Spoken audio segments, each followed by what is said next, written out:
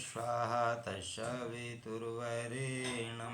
भर्गो देवस्य धीमहि धियो यो नः प्रचोदयात्। ओम परमात्मने नमः।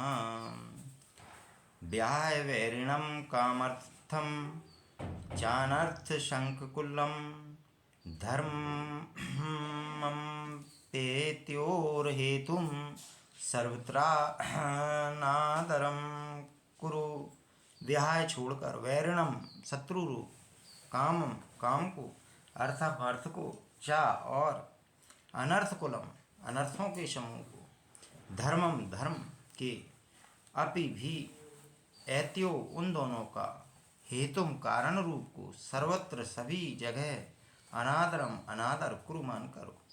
अष्टावक्र जी कहते हैं कि परम शत्रु रूप काम को, अर्थ को, जो कि अनर्थों का समूह है, और इन दोनों के कारण रूप धर्म को त्याग कर तू सबकी उपेक्षा कर। नवे प्रकरण में महर्षि अष्टावक्र ने कहा है कि यह संसार संघर्षात्मक है, जिसमें शांति कभी भी नहीं है, इसलिए उसकी उपेक्षा करने से ही शांति मिल सकती है। और संसार का त्याग करने के लिए हमें वासना का त्याग करना पड़ेगा, क्योंकि वासना का त्याग ही उसके प्रति उपेक्षा है। इस प्रकरण में महर्षि कहते हैं कि मोक्ष प्राप्ति में काम शत्रुवत है। जहाँ काम अर्थात आकांक्षा, इच्छा है, वहीं संसार है। और अर्थ या धन संपत्ति तो अनर्थ का मूल कारण है ही। संसार में होने वाले संपूर्ण अनर्थों का मूल कारण कामना तथा अर्थ ही है।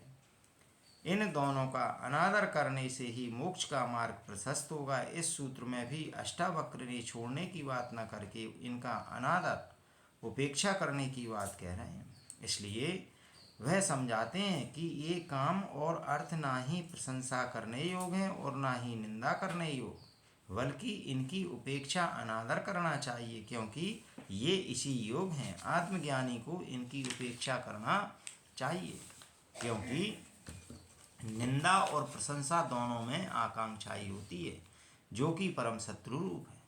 सबसे बड़ी बात यह है कि अष्टावक्र ने यहाँ इन दोनों का मूल कारण धर्म को बतलाया है, इसलिए वे धर्म की भी उपेक्षा करने की बात करते हैं। धर्म शास्त्रों में पुरुषार्थों तथा परम पुरुषार्थों की विस्तृत व्याख्या की गई है। शास्त्रों में धर्म, अर्थ, काम, मोक्ष चारों को विशेष महत्व दिया गया है। उसमें धर्म, अर्थ और काम को पुरुषार्थ कहा गया है, जबकि मोक्ष को परम पुरुषार्थ कहा गया है। मोक्ष रूपी पुरुषार्थ को साथ लेने के पश्चात कुछ भी करना शेष नहीं रह जाता है। इसलिए सांसारिक गृहस्थी को प्रथम तीन धर्म, अर्थ, काम का भोग करते हुए मोक्ष प्राप्ति की तरफ बढ़ना चाहिए, क्योंकि वही मनुष्य की अंतिम अवस्था होती है। परंतु मोक्ष प्राप्ति के उद्देश्य को भुलाकर शेष तीनों का सेवन करने में लगे रहना ही भोगवादी है, तथा मोक्ष का ध्यान रखते हुए इनका उपभोग करना धर्म सम्मत बतलाया गया है। महर्षि अष्टावक्र आत्मज्ञानी राजा जनक को मोक्ष प्राप्ति के लिए काम तथा अर्थ की उपेक्षा करने को कहते हैं, और साथ ही साथ ऐसे धर्म की भी उपेक्षा करने को कहते हैं, क्योंकि ऐसा धर्म भी धर्म नहीं है, यह भी बंधन का ही कारण है।